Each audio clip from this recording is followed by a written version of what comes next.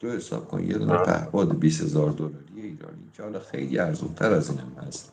اون روز یکی از بله سپاهی ها میگفت تو تلویزیون میگفت اصلا عدد خیلی پایین تر از این حرف هست. شاید $2,000-3,000 باشه ساخت داخله.